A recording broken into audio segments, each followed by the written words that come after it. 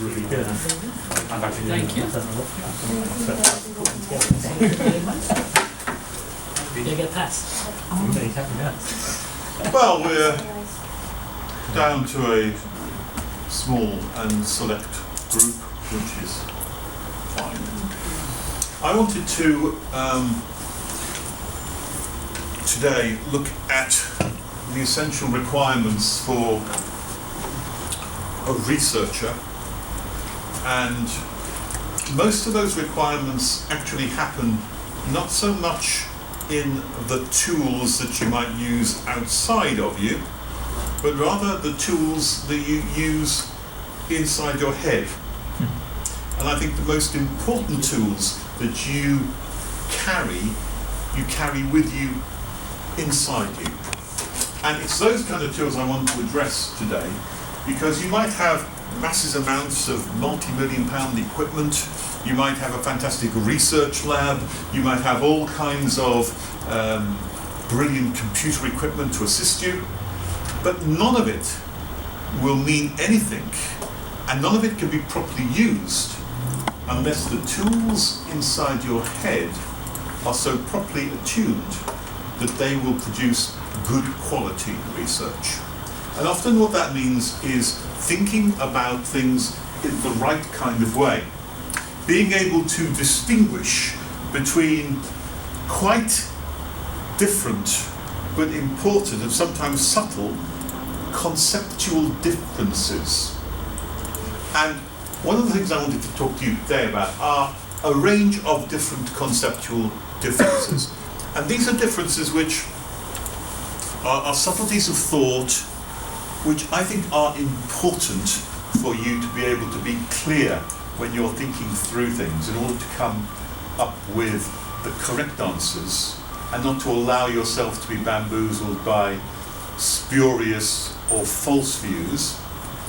Then you need to have a good conceptual framework in your mind, and you need to have very clear distinction between certain categories so that you can decide whether some statement or some evidence falls into one category or another.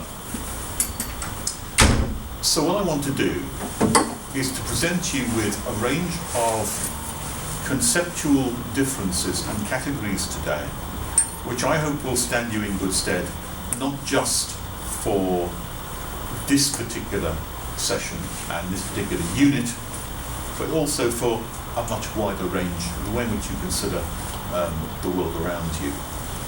When I was, I hesitate to say your age, because many years ago when I did my postgraduate degree, I was just about 21 then, so it's quite some time back. And a lot of it was very much on your own kind of thing. I started a PhD at the age of 21, and all I was told was to turn up and go to as many lectures as I could all around London and just find my way around, and take a year to find the problem. And I spent that time trying to learn all kinds of concepts and ideas, but I had to learn them myself. And I picked up all kinds of conceptual differences, such as I'm going to talk to you about. Things which I did almost by accident. No one ever gave me a lecture on these are the important differences to understand when you're approaching thinking or life or research or getting your ideas sorted out. I just had to pick them up. So what I'm presenting to you today really is a kind of an accumulated potpourri, a kind of a mixed bag of stuff which I've picked up as I've gone through my sort of research life, and I think that is actually very useful, and that's important. This one is absolutely essential. This one doesn't matter so much. Knowing that is actually very important too. I'm going to try and present to you then with a set of ideas and concepts and viewpoints and categories which I think have helped me certainly throughout my years to enable me to be at least I think a fairly reasonable researcher and involved in research. So I've got this one, it's called the Researcher's Mental Toolkit. That's just a kind of helpful phrase, but I've picked out things which I believe are going to be helpful tools for you, and really what I want you to get out of this at the end is a way of thinking. I want you to start to think in maybe different categories. Some of these categories you may know already, some of them may be obvious, some of them you may have heard of and be familiar with, and yet you may not actually be able to use them. I don't know. But I'm going to ask you really to have a think about how you can adopt these categories into your own thinking and enable you to understand more clearly where things lie in the world around you, and particularly in research. So I've called this Tools for Conceptual Distinction. It's a kind of subtitle to this talk. Researchers' Toolkit really means this, tools for conceptual distinction.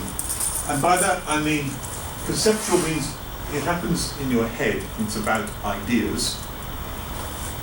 Distinction means there may be some ideas which are quite closely linked or connected, but which you need to be able to distinguish very clearly between. And tools means these are things that you can use as you approach and read stuff. Maybe you're reading websites or reading papers or reading newspapers even.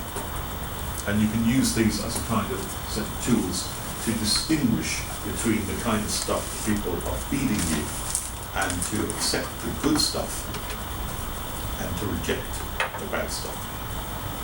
So the first of these conceptual distinctions, which I want you to be very, very clear about, is one of the very important ones as far as research is concerned. And it's one where there are a huge number of mistakes being made constantly. I heard of one this morning, in fact. I was going to play it for you. If you can bear with me just a moment or two. I found... Pirates causing global warming. Sorry? The lack of pirates causing global warming. I've seen that one somewhere. This was actually on the radio today. I need to find the radio, and I'll see if I can get it for you. Do I need that to get onto the internet? No. bbc.co.uk, and if I then want to go to radio, what if you can play this? This is radio stations, Radio 4. Does anyone listen to the Today programme on the news in the morning? Yeah, when I can. I mean, it's one of those things which I tend to listen to every morning. Maybe that's just my set approach to life, I guess. But let me have a look. Radio 4. Schedules, Radio 4.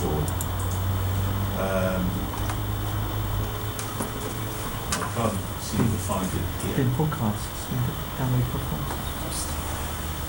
All I want is a Today programme, which is, I thought was here. Type in the search. You search at the top. Well, You may confuse it with the TV Today program. There you go. Today programme, Editor's Choice. And that's today.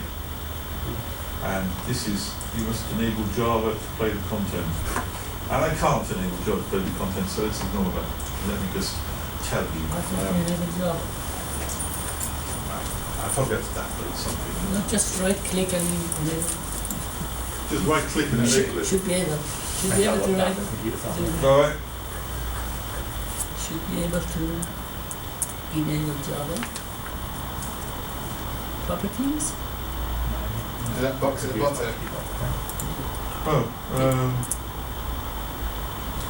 no, don't have that to do with add-ons. Best way is to open in Chrome. Sorry? Google Chrome. Google Chrome. Yeah. Is it worth the effort? I can just tell you about it. Yeah. What's the... Let me tell you, no, I've got a bit of a quotation. I wanted to hear it. I was just brushing my teeth in the morning here, and this guy came on the radio, and he said, we've done some research. We've done some amazing research. We've done some research on predicting people's heart attacks. Listen to that. they said that they had done some work with taking people's grips, and if you grip someone, you've got quite a tight grip. They found that they can measure the tightness of someone's grip, squeeze this, how tight is that? And if your grip is is not so powerful, they have found a connection between that and heart weakness and the likelihood of having a heart attack. And now listen very carefully, and these are the words he said. He said, researchers have shown that the strength of your handshake is a better indicator of heart disease than blood pressure. Okay?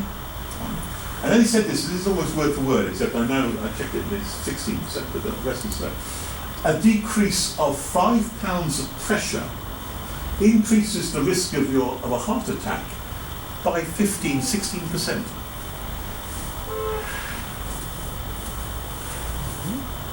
A decrease of 5% pounds of pressure increases the risk of a heart attack by 16%. Oh, I see. Yep. Tell us some more, Mark. He has put the cart before the horse. What he's actually saying is that if we take a population of people who have heart attacks and a population of healthy people, we can measure the correlation of a random person belonging to one group or the other. And if we measure their pressure of grip, we tend to put them in the heart attack prone group, 15% more likely if that grip has dropped by 5 pounds. It's a very technical definition. Brilliant. Okay. Paul? I was going to add a similar one to this kind of scenario.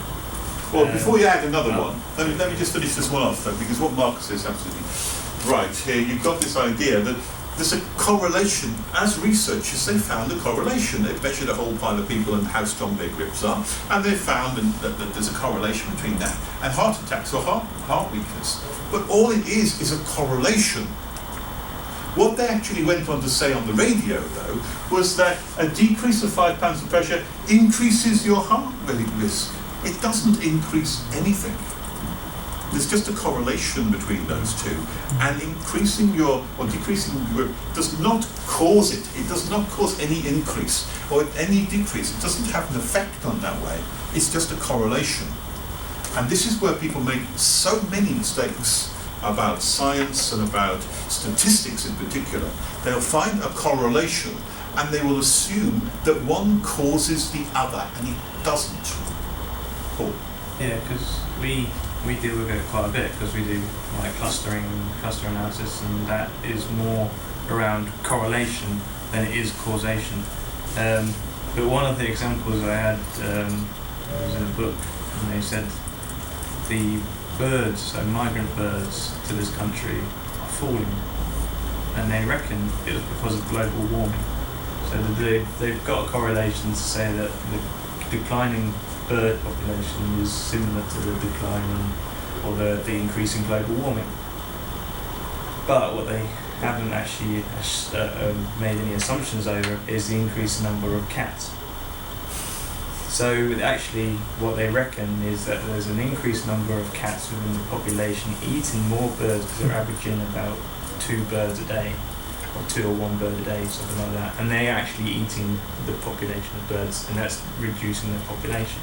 But without having those outside factors, Yeah. you can't make a cause. Often they have missed out more complicated factors, did you?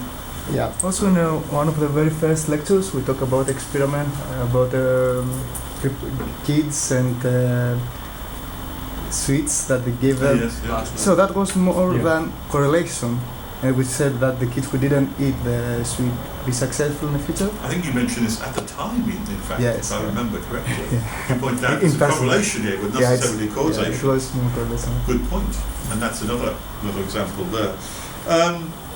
I've got another example here for you, just to show you that this is so prevalent, this mistake, that even governments make it. But is it a mistake? Mm-hmm. Well, the mistake to assume that you have causation when you only have No. They correlation. know it is correlation, but they use it as Oh, causation. well, let me tell you what the mistake is Yeah, here. it's true. The government have been very impressed by the fact, someone has produced some statistics, that if you look at the number of people in your population in your country, and you say how many of them have got a degree, what proportion of people have got a degree, then they found that there is a correlation.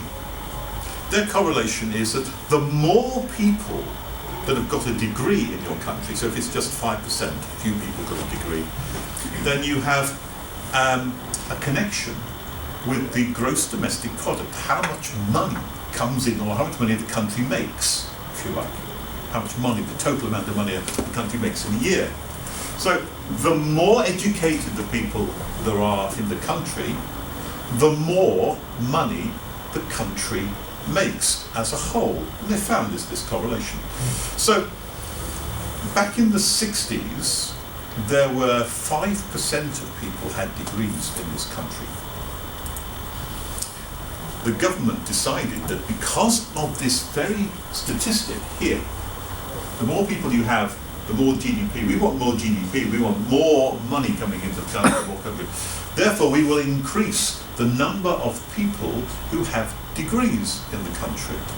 We will, and they put a target eventually of 50%. They want 50% of all the people coming in the country or growing up through the country to have a degree. Because they believe that the more people that you have who have a degree will mean that you will get a higher GDP, as if this will cause that. So they are not taking into account the Russian oligarchs and the Saudi Arabians being in one group. They're not really taking into account probably 1,000 different factors. And I think that government policy has been set based upon this simple fallacy that they believe that the correlation, and there may well be a correlation. But when there's a correlation, you see, and there isn't necessarily causation, it doesn't mean that you can move one factor and therefore the other one will move. It might be the other way around. You end up with a country full of telephone sanitisers and hairdressers. All highly educated. Yeah. So even governments are not immune from this. And to come back to a point that Paul was making, if I give you one simple example. Gosh, what am I doing here? I have to go back to mine.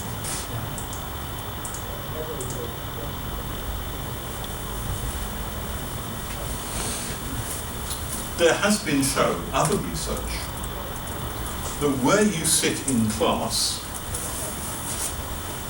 is correlated in some way or other to the grade that you get.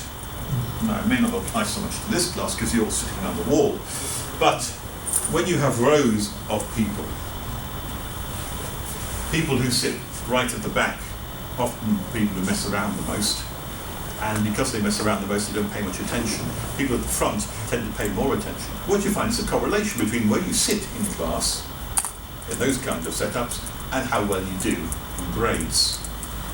But what people then must not conclude is that this, where you sit in class, causes that. There is no reason, because it correlates, does not mean that where you sit in class, if you sit in the front, you will get better grades. Or if you sit in the back, you will get worse grades. There is no causal link between those two. What may be the factor here is a third thing, which is outside of these two things, which we haven't thought about, and that is that those people who are interested in the class, those people who have a high degree of interest in coming to the class, who may have a high degree of intelligence because of that interest, are motivated to get good grades, and they may want to sit near the front because they want to listen to things more carefully. So there may be other factors which are influencing that and influencing this. There's also the possibility of the Pygmalion effect, Which is what? where the teacher has an expectation on the pupil, the teacher directs attention towards that pupil. Yeah. And when you do that, when you have expectation, often that is realised. People sort of fill up that condition. Okay, so that was the first set of conceptual distinctions I wanted you to be aware of, and that distinction, just in case somebody hasn't, because it is so central, the difference between subjective and objective. And the reason why it's so important in research is because research which is subjective is almost entirely valueless, and research which is objective is almost entirely valuable. Not completely the case in both instances, but as a general rule, that's much the time. But you might put that down to my subjective opinion on the matter. All the world over, you are subjected to media pressure, from televisions and from radio and from newspapers, from people who want you to think the same way that they think.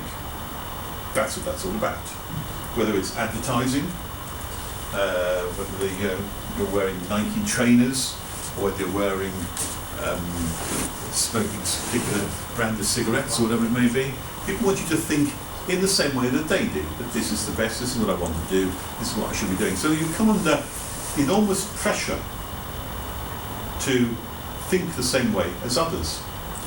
And very often, the way in which people think and want you to think is based upon their personal prejudices, or their personal views, or their personal interests, or their personal goals, because they may have a goal of maximising profits for their company. And it may not be best, this trainer may not be the best pair of trainers to wear. This brand of cigarettes may not be the best cigarettes to smoke, whatever it may be.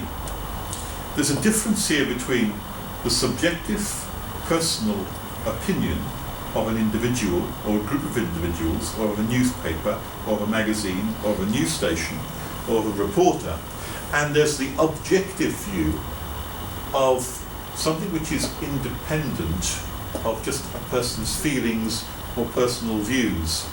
And the idea of proper news is to report facts which are completely unbiased and untwisted or spun in one particular way, whereas the purpose of propaganda is to get you to take a particular view on something for a particular end.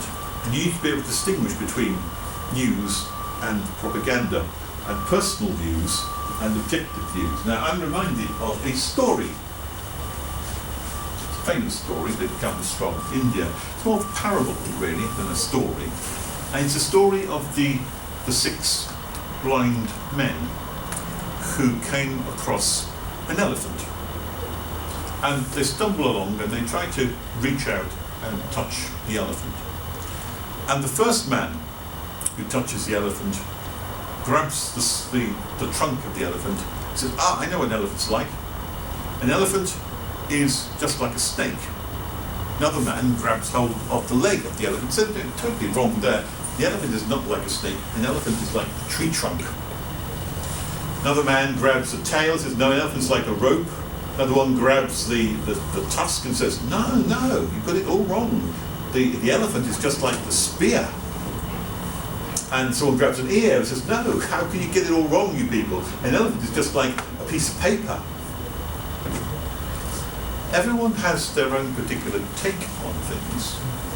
And it may well be that the subjective truth that you arrive at may be true for you in a limited context. But the important thing about subjective truth is that it's not the whole truth. It's not the whole picture. What you need is to take the blindfolds off, if you like, to step back, and then you can see the whole thing and how it fits together. And very often we are presented with partial views, angled views, something that people call spin doctors, who politicians take on board to present the news in a particular way, so you only see one angle, or one side, or one part of it. And that way you end up with a very jaded and partisan view, not the whole truth. And what you need to do in every instance is to say, is this just a subjective interpretation, a personal interpretation, which I cannot check fully or properly because it may come down to just a personal view? Or is it something which has some objective validity, which can be tested, which can be tried, and evidence can be found for it? Okay, did you want to say something? Oh yeah, no, it's just the idea of the elephant in the environment reminds me of Plato's cave. Oh yes, tell us about that. It's just kind of the similar kind of idea that basically you have a load of people people tied up in a cave. I think there's about 3, and they're facing a wall. 4 pieces of one layer. And behind them is a light, and it shines kind of silhouettes on the wall. And then When I say light, I think it's meant to be a fire. Yeah, there was a fire between them. The fire behind them, because it makes it mystical. But basically their view of the world. So they've been here since all their life, and their view of the world is these images on this wall. But they take one out, and then they take him out the cave, and then show him the world, and he goes, "Oh, it's amazing! This is actually the actual truth." They take him back into the cave, and he tells the other people, and the other people turn on him for telling what his version of the truth is, because they still believe that their kind of their view of what their reality is. Yeah. But there's other things as well with it, like he That was believes to the do sun. with Plato's forms. Yeah. So that doesn't mean that there is no objective truth. And if we use our sense and our brain to approach the truth, always the truth, it's subjective. Subjective? Because we use our sense, and our sense it's limited to us. So Everything has to come through our sense. exactly, senses. yeah. And our senses it's limited and Yeah, yes, there is that. From that point of view, that is the problem of empiricism. Empiricism is the idea that everything must come through our senses ultimately, and that we cannot know anything except through our senses. And if we take the view that that's everything, then the question is, how can we be sure that that's true when our senses are not always reliable? actually it's the opposite. Our sense it's unreliable. Our sense of touch it's that space is full of emptiness and we cannot see it. I know. I know. In fact, I'll mention something to you here, which takes me on to one of my next stages. Let me take you to this slide here. I have a question for you. Explain what subjective and objective is. And there was a couple of things I wanted to I think I'm going to go back one, because it'll give you more of a handle on it. I want you to determine for me whether something is objective or subjective in its nature. Here is a statement, and I'd like you to tell me whether you believe it to be an objective or a subjective statement. Apple, that's the company, only allows apps that the company has approved to be installed on its OS device. The company does not care about openness of their platform. Okay. Now, is that an objective or a subjective statement? Each sentence is different. Sorry? The first sentence is Yeah. objective, and the second one is subjective. Excellent, that's right. The Yeah. first bit is objective, and the second bit is subjective. Can you explain why? What's the difference? The first half is a fact. It does only allow apps. And it can be checked as a Yeah. fact. You can go and see if that's the And case. unless that was said by the CEO, really. I was just trying to guess what their opinion is. Yeah, yes. And the second bit is just someone's opinion, that the company does not care about the openness of their platform. That's just personal view, personal opinion, that's a subjective opinion. This one has credibility because it is checkable and factual and objective. This one doesn't have any credibility because of one person may think this, a different person may think something completely different. And no one can say which of them is right or wrong, because it's their personal opinion, not an established fact. You can have your personal opinion, and you can express your personal opinion, but there is no reason why anyone should believe your personal opinion or hold it to be true. They can hold it to be your opinion, and they may have a different one from you. But this bit here, the top bit, that is solid. This part here, that this is a truth which people cannot doubt or object to without having some evidence for the facts. This one you can doubt, this one you can't. Okay? I have a slight problem with the objective, because you form an objective view by considering all what you think is fact. How do you know that you have a position of all facts? In case of news, Yes. yeah? Yes. I go to 10 sources. If all 10 sources are biased, I will get a biased view. What you're saying is that in some cases it's very hard, if not impossible, to check the facts. But nevertheless, we should do our best if we can. Yeah, but it's hard sometimes to do it, if not impossible. I've got a more complicated one for you here. Is this subjective or objective? This is the next slide. Colour. We're into nice colours though. Is colour an objective, or does this come back to It's like a joke. Women know more colors than men. Dogs don't see colour, or we believe they don't anyway, because they don't have the cones in the back of the retina as we do. They just have the rods. Some people can only see black and white. And well, there's a famous actor who does Hot Fuzz, the guy with the short hair. He can only see black and white and a thin strip of brown. Can it? Well, let me say that my question is deeper than that. I'm not asking whether some people can see colours and some people can't. My question is, does the colour red exist? From a subject, Yeah. from a human, Define red. from a from a Sorry. from a human perspective, the conscious appreciation of red as a colour is a qualia that cannot be compared outside your own mind. However, it can be measured to have frequencies of light reflected in a spectrum, Yeah. which we could all agree on empirically. Yeah. What does exist then is the frequency. The electromagnetic spectrum, colour is made out of light coming from here to your eyes, and that light is an electromagnetic wave. And the wave of red light is quite longer than the wavelength of blue light. And that means that it sort of comes at you like this, whereas this one may come at you like that. Okay? And the only difference between the red and the blue is this wavelength. Long wavelength for red, short wavelength for blue. And you perceive in your eye and interpret it in your brain as that change of wavelength you perceive as that experience of red that you feel is a red colour doesn't actually exist outside of your brain.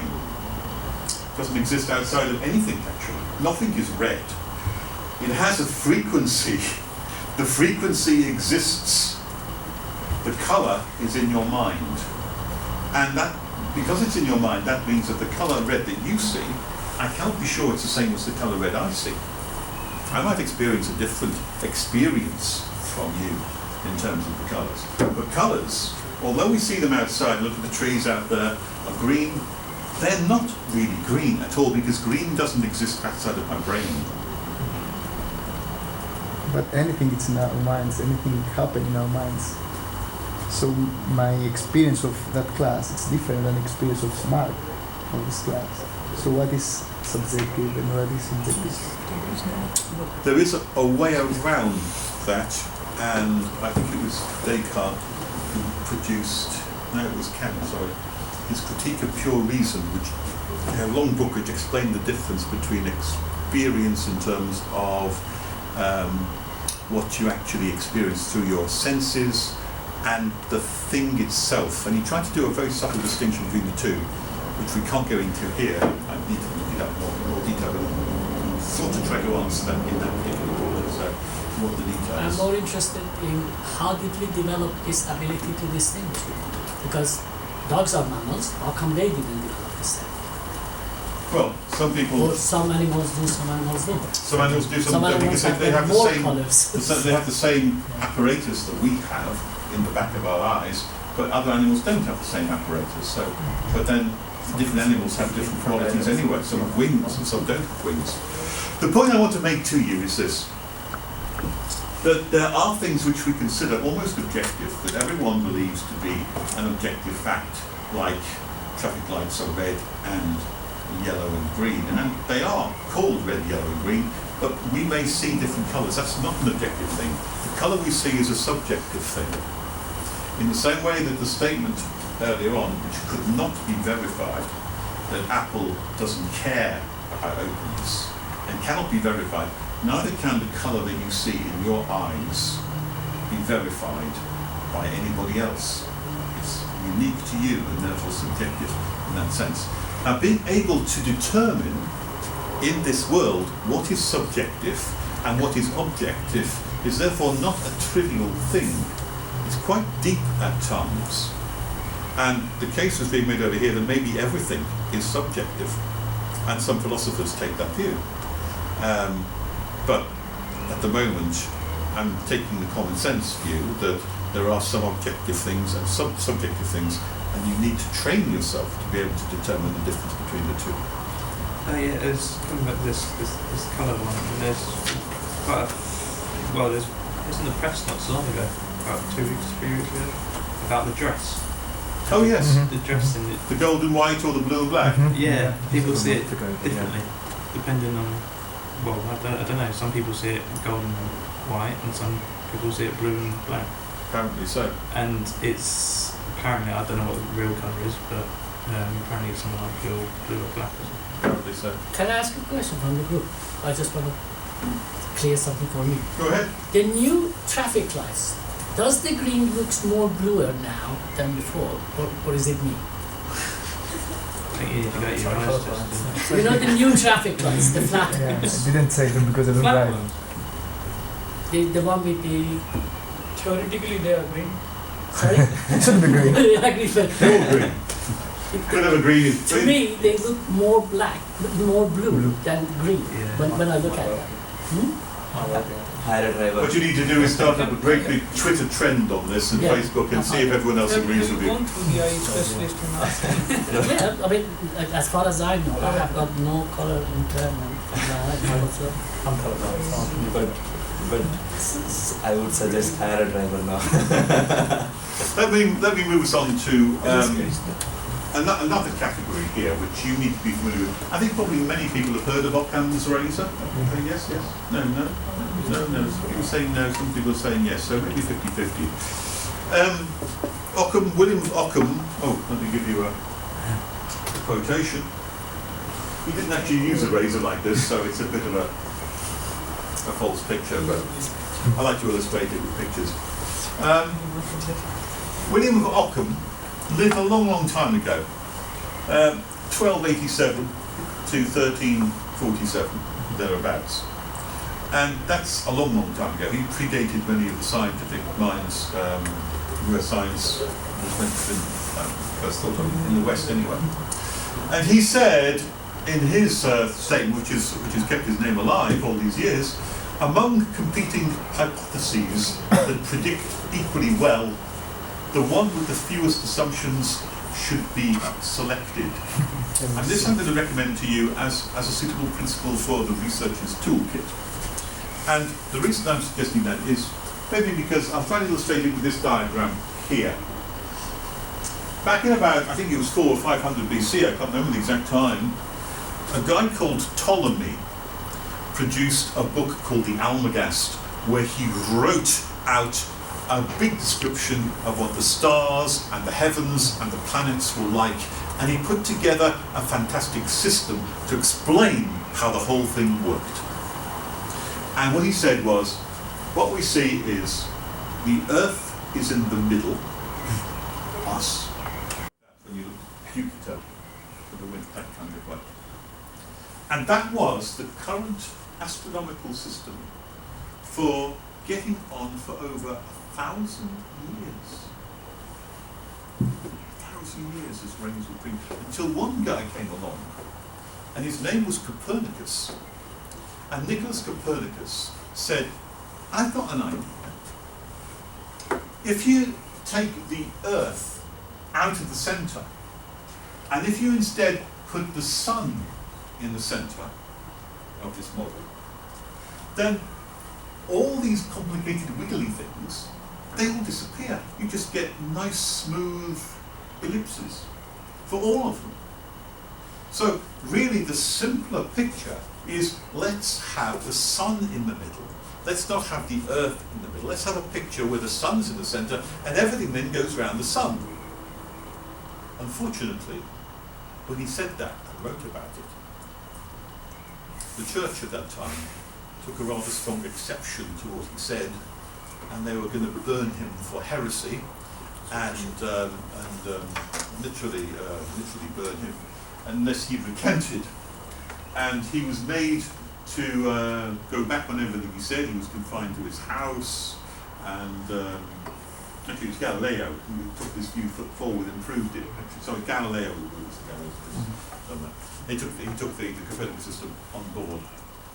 And the upshot of it was that although Galileo had to recant and say that he believed that the Earth was the centre of our universe, when he recanted, apparently he had his fingers crossed behind his back, and he said, and yet it still moves. Like, the Earth moves and the Earth is not fixed. The point I'm making to you, though, is simply this. Out of these two theories, which one should you choose? And this one, which is quite pretty, but quite complex in its motion, or the one with the sun at the centre, where everything just goes around the sun. Well, Ockham of William of Ockham said, I've got a way of helping you to choose between those two things. And I choose the razor. Let's get rid of all those extra assumptions that you need, all these epicycles, let's jettison all of them. And I suggest you go for the simplest picture. And very often the simplest picture is the one which is the right one. And that's what Ockham's razor says. Among competing hypotheses, whether you've got Ptolemy or whether you've got Copernicus, that predict equally well, and they do, they can both predict the same things the right way. The one with the fewest assumptions, is Copernicus, just put the sun in the centre, everything's simple, should be selected. But they both make the same assumption. One number, one assumption. No. What is the centre? No. That's one assumption for Ptolemy, but the other assumption is you have to have some complicated One could say ellipse is complicated. But the assumption both made was one thing. What is the center of the universe? So mathematically it's a lot simpler. I must say both of them will give you the same predictions, but you need to do epicycles, and you actually have to do epicycles on epicycles as well to make this work properly when you observe everything going around.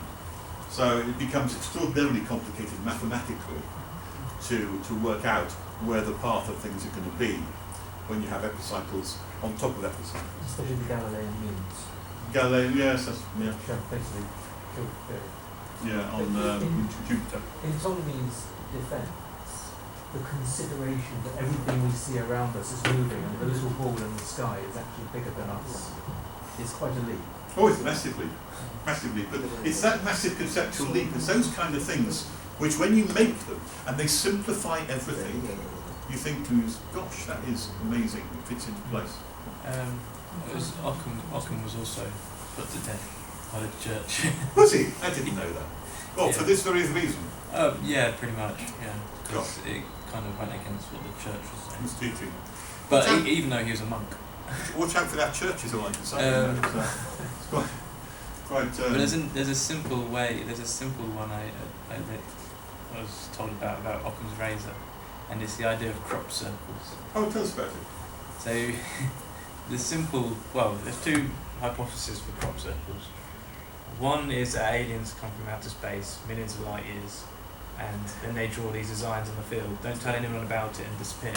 And then the other one is that some guys at the local pub have a few drinks, go out, get a few boards, and then start making crop circles.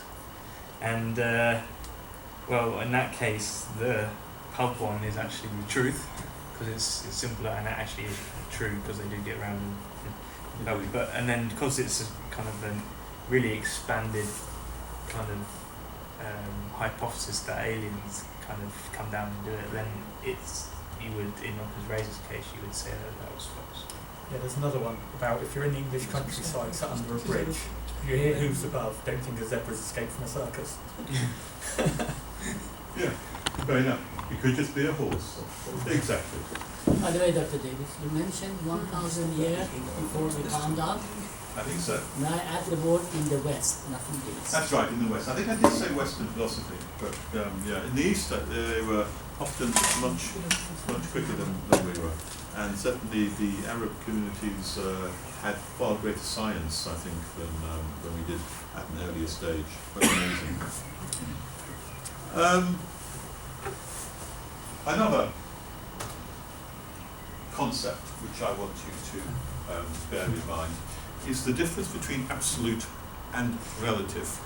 This is what that drives me mad from time to time. When I listen to politicians on the radio explaining things, and they explain things and they will switch quite happily from absolute to relative, or from relative to absolute, in order to put their case best. I found this on the BBC website, and apparently 2.3 million UK children, and 17% of them, live in poverty, says the government. Although I think the government actually said only 2.3 million live in poverty. I think that's how they put it. 3.5 million children, 27%, live in poverty, says children's campaigners. Which of these is correct then? The answer is both of them, because one is a relative measure and one is an absolute measure. And in terms of the relative measure, if you measure poverty with respect to the mean of the minimum wage, take the minimum wage, the average wage, and then take 60% of it, then that kind of mean is what the government uses to say anything below that produces poverty. But of course, as there's a pressure on wages, as wages go down relative to the rest of the economy to inflation, then as the wage goes down, then the number of children in poverty either goes down a little bit or goes down with it. So it sort of matches it because it's relative to it. Whereas if you measure it absolutely by absolute standards, then as wages go down, the poverty levels go up. I would have thought there'd be people in other countries who would be surprised to think that people with free healthcare, free education, free police services could actually call themselves in poverty at all. Well, it might be so. Depends again on definition. It's subjective. Yeah, subjective definition. But there are issues with relative and absolute, and I've got. I think I may have shown you that slide in a previous thing. But news stories. I found something here which I thought explained it well. Which I can read to you. This was from a news story, explaining a news story. How are you? It's 4 o'clock. Let me just finish this one off, then we'll have a break. News stories tend to exaggerate the benefits of interventions. In other words, a drug is said to reduce hip fracture by 50%. It sounds quite good, you know. This drug will reduce hip fracture by 50%. What they then tell you is that out of 1,000 cases, there were 2 hip fractures, and he took it down to 1. That apparently is 50%. But that's a relative concept. In absolute terms, it's actually only 0.1%, you know, not 50%. So if you look at things in a relative context, relative to 2, it's 1 is a half of that, then that's makes the figures look a lot better. In absolute terms, though, it's nowhere near as good as 50%. So you need to weigh up these risks and ask yourself the question: what is relative and what is absolute? Shall we have a 5-minute break, or 10-minute break, or 15-minute break? You want to get coffee? What I want you to be able to distinguish in your mind is the difference between deduction and induction. Sherlock Holmes is the famous detective who was famous for making deductions. That wasn't he. I mean, he went around with his microscope and his deer stalker and he deduced various stuff. And I don't know if you've come across another character in TV, more recent one, called Gregory House. House was actually modelled on Holmes. House was a doctor. He was called House because Holmes was called Holmes. Holmes and House, Holmes, that's how it was divined.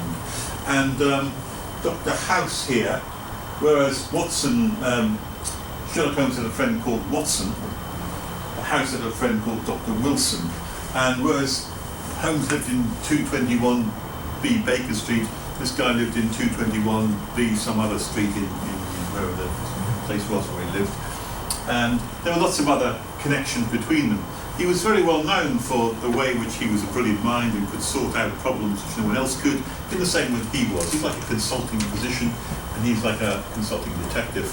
But there's quite a strong difference between what they do, and that was that Sherlock Holmes was very much involved in the process of deduction, whereas old Gregory House here is involved in the process of induction. And just to make it clear what the differences are, you need to be familiar with them, is that, and this sums it all up really, that induction takes you from a particular case to a more general case. And when you're creating a theory which applies to everything, you can go from the process of particular cases and then you can conclude with a general theory. So induction starts off with observations, looking at particular cases. And for example, you might say, I observed the sun comes up in the morning this morning, I observed it last week, I observed it the week after that, and my theory therefore is this is a cycle which goes on, and every morning the sun will come up. You could go out onto the river and you could spot swans, and then you spot your swans, and as you see a swan you say, that swan is a white bird, and I'll see another swan, and another swan, that's a white bird too. And then you see another swan, you think, that's another white bird. You've got these particular observations, particular cases, and from those particular cases you formulate a theory which applies to all cases. So the sun will come up every day, and you say that the swans, all swans are white. That's my theory, because I observe those particular cases. So the process of induction is one which takes you from observations to a general theory. It goes from the particular case, one white swan, two white swans, three white swans, to the general case that all swans are white. Deduction is the opposite process, because it goes from the general to the particular. And it starts off with maybe a theory and a hypothesis, and you confirm or deny your hypothesis by an observation. If the observation's right, it's a confirmation. If it's not, so for example, you might say, I've got my theory that all swans are white. I'll go down the road and I'll go to Christchurch, I'll look in the harbour, and I will see if my hypothesis is that their swans will be white. I'll go and observe them. I've confirmed that's true. Their swans are white as well. So I've confirmed, if you like, my theory, that kind of way. That works the opposite way. Goes from the general case to the particular. Now, why is that important? Well, simply because you need to understand, I think, that both of those have their limitations, and they're quite different limitations. The problem with induction in going from the particular to the general is that you're extrapolating, and you might actually be wrong.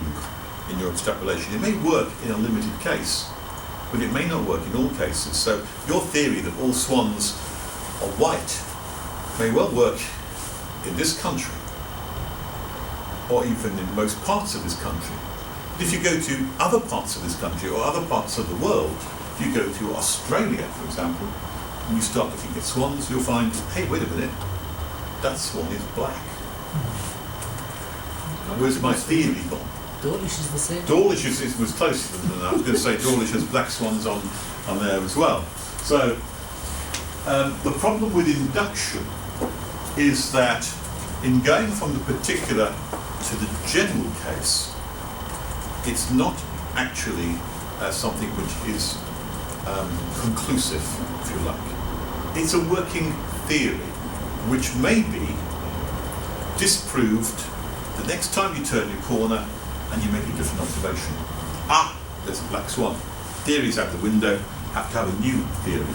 So induction is a kind of process which tries to make sense of the world by ordering it into general cases, but it's not established as being 100% certified and reliable. In fact, you could say that it's just trying to get us closer to the truth. And each step may take us closer. This one here, though, is done within the confines of a particular theory, and what you're doing is you're eliminating various things, as Sherlock Holmes did.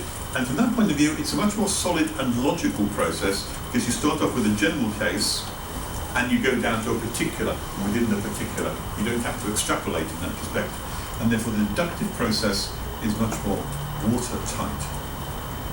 This process is not watertight. Would you say it's because... Sorry to interrupt you. No, go ahead. Would you say it's because we are looking at an upside-down tree? So coming down from the root downwards and getting to a leaf is much easier than going up Yes. from a leaf to a root and making mistake that the node is the root of the tree. Yes. Yes, that's one way of looking at it, because you do have lots of particular cases with leaves, don't you? And the tree is one big thing. Sorry to interrupt. Any other comments on that? But you need to make assumptions in your deduction where you have a general theory and you take some observations and you're saying, in my special case, this will hold. You do need to make the assumption that your special case does apply for some reason. Yes, and we'll be looking at assumptions towards the end of this. I've got a few more things, but assumptions are one of the most important things to be able to pull out and to spot and identify. I just wanted to point out to you that it took me some time, I think, to understand the difference between analysis and synthesis. I don't know if I've told you my way of understanding these things, but one of the most important books I think I bought as a student was called the Oxford Dictionary of English Etymology. And etymology is the study of the meaning of words, the root meaning of words. And I realised that until I got that dictionary, I didn't really understand what words meant. I'd use them frequently, I'd use them often, and I'd use them in a familiar kind of way as if I knew what they meant. And then I realised when I got this dictionary, I didn't know what they meant at all. And I can't remember if I've told you this, but word analysis, for example, you can use that word analysis all the time. I've analysed this, I've analysed that, and you think you just look more deeply into it. That's not what analysis means. And if you go to an etymological dictionary, and the etymological dictionary looks at the word before you, says, this word comes from the Greek. And it contains two parts, ana and lucis. And lucis is the idea of tying something up into a bundle. And, tie your shoelaces up, tie things up together. Ana, that means the opposite, as in anti or un. So it means untying things. And you take your bundle and you untie them, and you take out all the parts, if you like. If you've got a bundle of sticks and you untie it, you lay out all the parts of sticks. And I think I've often used the illustration of I had a bicycle, and when I took my spanner to it, I would undo the nuts and bolts, and you could lay out all the parts of the bicycle. Literally what you're doing is analysing that bicycle. Analysis is to break things down into its component parts. Whereas a synthesis is a putting together of ideas into the whole, and where you gather things together and bring them together into a whole thing. So it's a joining together of things. So those two things often go together. And you need to think about whether your ideas that you've got, or the processes you're going through to get to them, is through a process of analysis, breaking it down into its components, or breaking it down, or joining things together into a synthesis. Yes? Actually, etymologically, synthesis, it's a Greek word, means syn and theto. Yes? That means syn it's plus and theto it's put together. Put together. Thank you very much. I think these things are very important, because I found that only by going back to the root like that do you really understand what they mean. I use that in Greek words, to break them. It's a way of thinking, break things to small parts and understand them. So if you break a word, Yes. small parts, you can understand easy the meaning. Great. Yeah. And that's what I think this can be used in many contexts. I find that when people do examinations, you may have examinations coming up, I don't know. If you do have examinations, one of the advice I always tell the students is make sure you read the question. Everyone says read the question. People say, yeah, read the question, I do that. But what does it mean to read the question? It means break it down into its components, analyse the question, look at the individual words. Every individual word has been put into a question for a particular reason. Look at the individual words, break them down, and then give some weight and meaning to them. But in the general picture, if you, like me, use words in a way which is just through familiarity, try to break through that and get to the real meaning of words, and try to get yourself an etymological dictionary to do that, and be able to distinguish between things like analysis and synthesis and other words of that nature. We move on.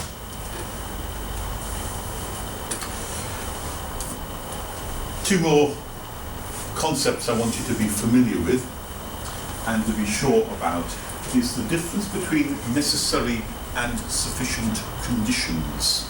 Has everyone come across this? Or not necessary and sufficient? Some things could be necessary, some things could be sufficient, some things could be necessary without being sufficient, some things could be sufficient without being necessary, and sometimes you need to have both necessary and sufficient conditions there. You probably can't see what this picture is here. This is a door, an old door with two padlocks on it. There's a padlock keeping the door shut there, and a padlock keeping the door there. The question is, do you need the key to the top lock to enter the door? Well, if you don't open that, you can't get in, so you need the key there. Yep. That is necessary. Will you be able to enter the door if you only have the key to the top lock? No, you won't. So what's the technical term for this relationship? It's necessary to have that key, but it's not sufficient. There are other things which are stopping you, maybe, from doing that. So there's a whole range of different things which, when you look at them carefully, they can be broken down into necessary and sufficient, or necessary or sufficient. So necessary conditions are required for something to be the case. You require the key to that. Sufficient conditions are enough for that thing to be the case. It is not enough just to have the key to the top lock. It is required, but it's not enough. And I've got some examples here which I pulled out, but one was, for example, being a citizen of America is a necessary condition to be the president of America, but it's not sufficient. No? You have to be born. You have to be born in America to be president of America, or American citizen anyway. That's why Arnie never gets in. Eh? Arnold Schwarzenegger will never become never president. will. And you have to be educated as well. For example, being convicted of murder is sufficient to put you in prison, but it's not necessary, as there are other ways in which you can be put into prison for different things, other than murder. So it's sufficient, but not necessary. Something to be It's not sufficient, not so. necessary, but it's never sufficient. If something is composed of 2 hydrogen and 1 oxygen, H2O, then that is both necessary and sufficient to be considered to be water. But being H2O and less than 0 degrees C is necessary and sufficient for that thing to be ice. And that slide here. Scrum is a project methodology which I teach with undergraduates. And I saw this slide from Scrum organisation. Scrum, it's necessary but not sufficient for agility. It's a particular methodology, and you may have come across that, you may not have been. So, It's neither necessary nor sufficient, actually. neither necessary nor sufficient. Subjective opinion. Yes, it could well be, could well be.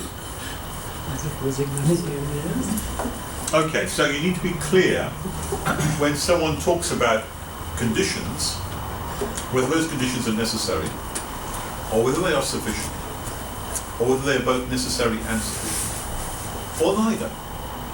And you need to ask yourself those kind of questions when people are talking about those kind of things. This is a way of thinking which you need to be clear about in your mind. There's also another set of things which are confusing but not the same. It's necessary and contingent. I don't know if you've come across those terms. You need to be clear about those. You can have things which are necessary and things which are contingent. Necessary are those things that must be the way they are, and contingent are those things that could have been otherwise. That's the difference between those terms. So I've got a T-shirt here which I like to look off with Gottfried Leibniz on the bottom. So here's a quote from him. There are 2 kinds of truths, says Gottfried Leibniz. 2 kinds of truths. The truth of reasoning and the truth of fact. Truth that comes purely from mental processes and truth that comes from discovering facts. Truths of reasoning are necessary. 2 + 2 equals 4. That's necessarily true. It cannot be altered. It will always be true. It is the truth as far as truths of reasoning are concerned. And their opposite is impossible. 2 + 2 cannot equal 5. Right?